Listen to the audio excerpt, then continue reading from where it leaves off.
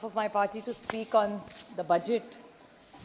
I would thank and congratulate Nirmala ji. Probably this is her fourth budget and a woman leading from the front. After Indira Gandhi ji, this is the first time we've had a woman leading the budget. So I compliment her on her achievements since we are all going into elections this year. It's been an extraordinary, wonderful relationship with her. We have many disagreements on the budget, but she's been very kind and indulgent to all of us when she has spoken and replied to many of our questions. So I compliment Nirmala ji for all the efforts that she had done, right or wrong, but she has done something. So I compliment her for the good and a few suggestions for improvement in the larger interest of the nation. Sir, there are 4 engines to growth. One is private consumption, second is private investment, exports and government expenditure. Unfortunately, in the way this government has worked, the entire focus is on government expenditure. I will come back to that point, but I would like to highlight a few points that this government is harping about in this. ये आप कहते हैं कि आपकी 4 जातियां हैं, किसान, महिला, गरीब और युवा. तो एक का संक्षेप में मैं आपको पूछना चाहती हूँ कुछ सवाल कि आप कहते हैं कि ये किसानों की सरकार है. तो किसान का सबसे ज़्यादा नुकसान सर आप और मेरे निर्वाचन क्षेत्र से में सीमित है, वो है प्याज का. आपके यहाँ भी प्याज की दिक्कत है, मेरे यहाँ भी है. ये पहली सरकार है इस देश के इतिहास में जिसने एक्सपोर्ट पे बैन लाया है. किसान के प्रोडक्ट पे इनको पाकिस्तान का किसान को 2 पैसा ज़्यादा मिले चलता है, लेकिन उनको भारत के किसान को 2 पैसा नहीं देना है. और बाहर से लाएंगे प्याज, लेकिन यहाँ से बाहर नहीं जाने देंगे. क्या इनका कौन से किसान के लिए इनका प्यार उबल रहा है, मुझे समझ में नहीं आ रहा है सर. और ये फिर 10 बार हमने कॉमर्स मिनिस्ट्री को पूछा है, विनती की है. यहाँ आज भारती ताई नहीं है, शायद वो भी खुद गई है, लेकिन महाराष्ट्र के बाकी के कोई सांसद ने एक बार भी उन्होंने रिक्वेस्ट नहीं किया. और महाराष्ट्र सरकार, पता नहीं आप ही की सरकार है सर, आपको थोड़ा सा इन्फ्लुएंस लगाइए आपका. और ये जो प्याज का जो किया है गड़बड़ इस सरकार ने, तो वो बोलिए कि एक्सपोर्ट खोल दे. और ये सिर्फ प्याज का भी नहीं है. अभी ताई आपकी पार्टी की बोल रही थी कि सोयाबीन की क्या दिक्कत है. अच्छा हुआ आपके घर से ही आपको मिला है गिफ्ट. तो वो भी कह रही थी कि आप सोयाबीन को अभी भाव नहीं मिल रहा है. वही दिक्कत है दूध की. दूध का महाराष्ट्र सरकार ने अभी सरप्लस दिया है, लेकिन पैसा नहीं पहुंच रहा है किसानों को. तो ये किसान विरोधी सरकार है ये. और doubling of income of farmers, where is the data? ये कहते जाते हैं we have doubled the income of the farmers, but what is the data to prove it? Yes, this is one of that जुमलेबाजी कि हाँ double करेंगे. आजकल वो कहते भी नहीं है. And if you ask this entire data which shows of this government, I'm purely going by data which is available in the government of India. In commodities, if you go by paddy, if you compare UPA and NDA, 10 साल में 138% we have increased the price, while in their 10 years only 60.5. Same thing with urad, tur, wheat, chana, cotton. सबका है sir. I would like to table this data. I won't take the time of this house. And I would urge this government. Maharashtra का किसान आज दिक्कत में है. कई जगह पानी भी नहीं है. तो महाराष्ट्र और देश में जहाँ जहाँ किसान आज अड़चन में है, उसका ऋण माफ़ किया जाए. जैसे यूपीए की डॉक्टर मनमोहन सिंह जी के सरकार ने कर्जा माफ़ किया था, वही बड़ा दिल मोदी जी दिखाए और इस देश के किसानों का कर्जा माफ़ करे. ये मैं इनके विनती करती हूँ, अगर ये सरकार उनको सचमुच में सोचती है उनके बारे में. दूसरा, ये गरीबों की सरकार है बोलते हैं सर. अच्छी बात है, हर सरकार करती है. Governance is continuity. कोई ऐसी सरकार नहीं इस देश में जो गरीबों के खिलाफ होती है. लेकिन इनका डेटा ऐसा कहता है the total wealth of this country is in the top 1%. बाकी के सब 1%. सर कैन यू इमेजिन 40%, 40% इस देश की जो वेल्थ है वो 1% में है सर. तो how are they supporting the wealth and how many people they keep seeing. एक जगह कहते हैं कि हम सब ने गरीबी हटाई है, तो फिर 80 करोड़ को जो जनता को खाना देते वो नंबर क्यों नहीं कम हो रहा है? It's a contradiction. मैं पिछली बार भी यही सवाल था, लेकिन मुझे किसी तो जवाब नहीं दिया सर. इसलिए मैं फिर पूछ रही हूँ कि अगर आप गरीबी कम कर रहे हैं तो how is that impact not showing in the numbers? So this is something the government must reply to us. And गरीबों के लिए इन्होंने जनधन योजना जो चिदम्बरम साहब ने शुरू की थी, और ये गरीबों के लिए, शोषित, वंचित, पीड़ित के लिए बहुत अच्छी बात है. लेकिन जनधन योजना में जो अकाउंट है, 50 करोड़ से ज़्यादा अकाउंट्स है, उसमें से 20% से ज़्यादा नॉन ऑपरेटिव है, उसमें से महिला के ज़्यादा है.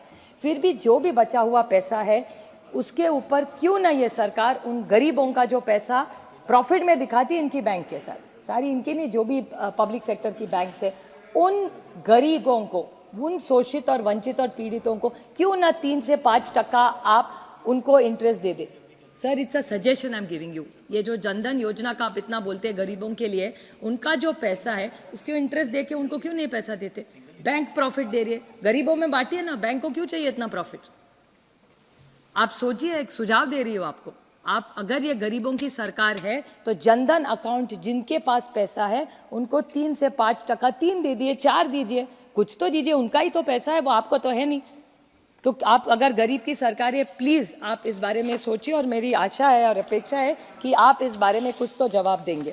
उसके बाद आप गरीबों के लिए बोल रहे हैं, शोषित के लिए बोल रहे हैं, ये जो एक इशू है यूथ का, युवा पीढ़ी का, आप सर देख रहे हैं, युवा का डेटा तो आप सब जानते हैं। मेरे निर्वाचन क्षेत्र का उदाहरण दूं सर, हिंजेवाड़ी मेरे निर्वाचन क्षेत्र में आता है, इनके ही सर के ही बगल में है। वहाँ 25 जूनियर डेवलपर की पोजीशंस थी, वहाँ 3000 बच्चों ने एप्लीकेशन किया है सर। उसके बाद central jobs 7.22 lakh got jobs. How many applicants पता है?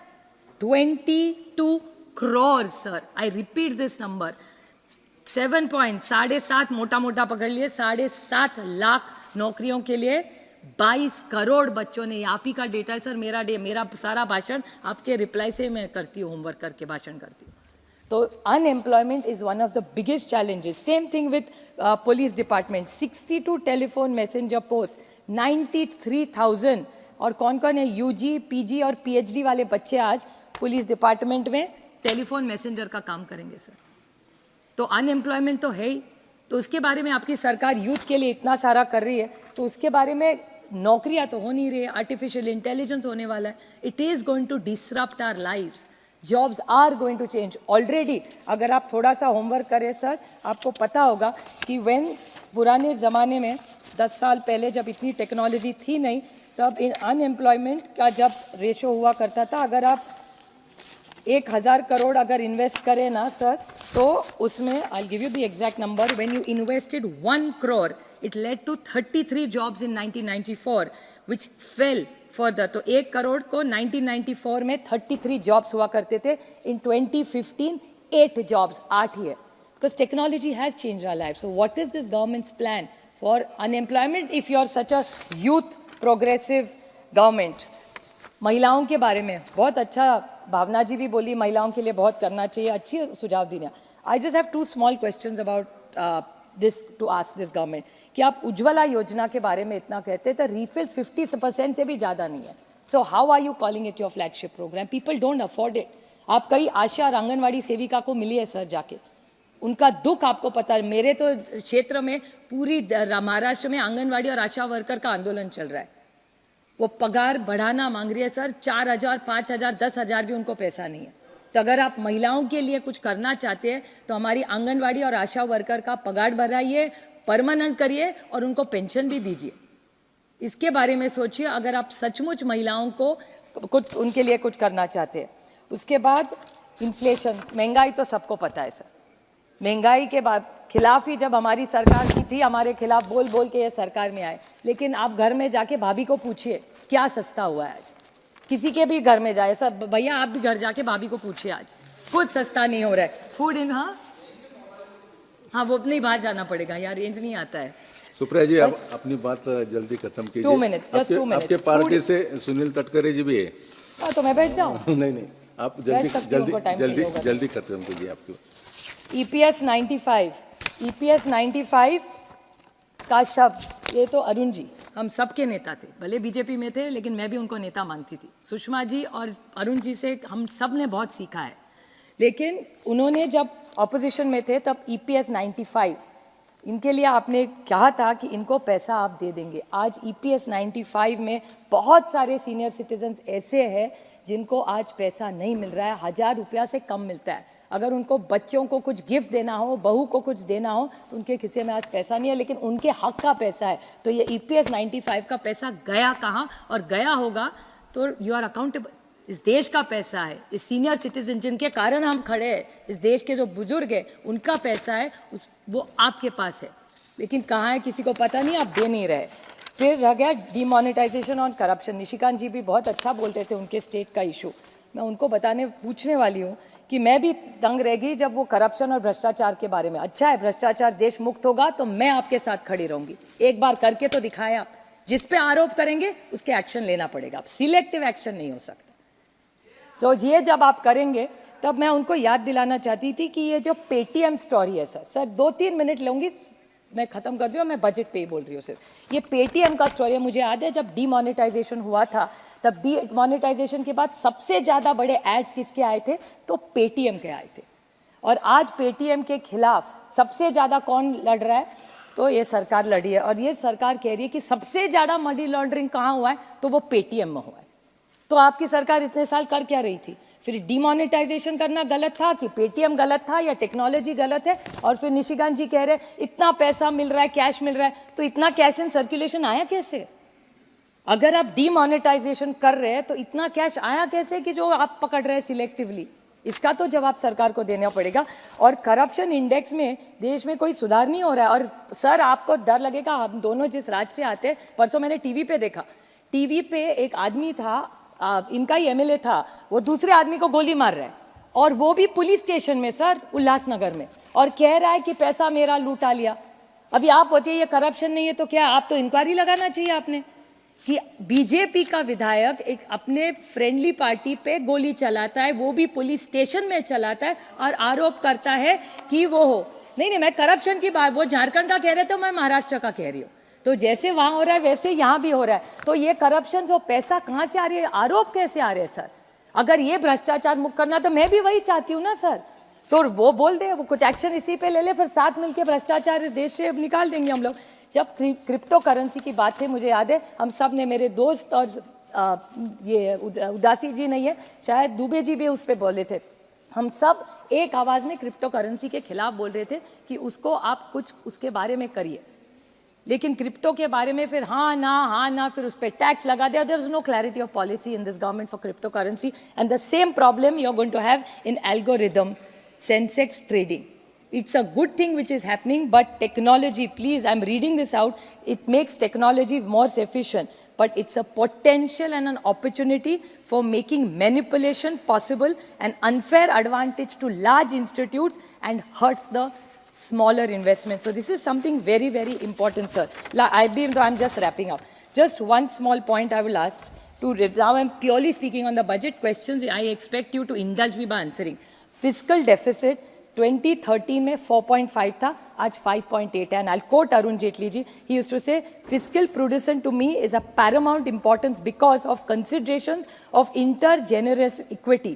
We cannot leave behind a legacy of debt for our future generations. We cannot go on spending today which should be financed by taxation in further debt. Total debt. What was the total debt in 2013, 2014 जब हमारी सरकार थी? 56.51 lakh crores. What is the debt today?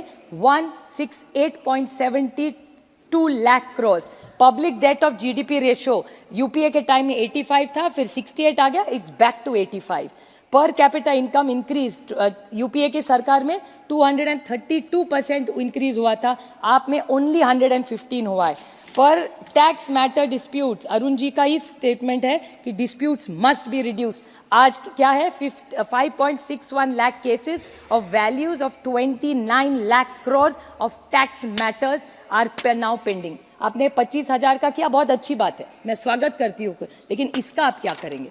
So these are many questions, and that I go back to the beginning of my speech that 4 engines of growth, private consumption, private investment, exports is not doing well.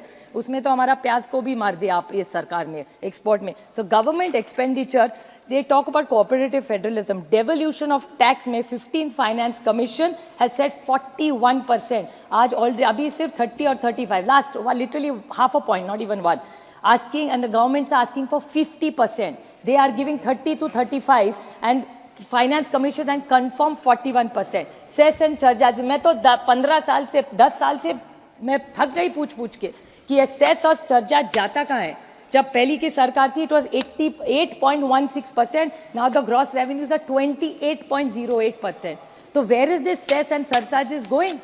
Some of it I know cannot come to government, but my question is your capital expenditure is ballooning every year. You are only, I'm not against infrastructure. Government is implying that's the only way to push an economy which is slow. But if you want this economy to better, it has to not only be an infrastructure, you have to make sure every vertical is included. The farmer, किसान को हक मिलना चाहिए, उसको पैसा मिलना ही चाहिए, उसकी मेहनत है उसमें, महिलाओं को भी न्याय मिलना चाहिए, गरीबों को भी न्याय मिलना चाहिए.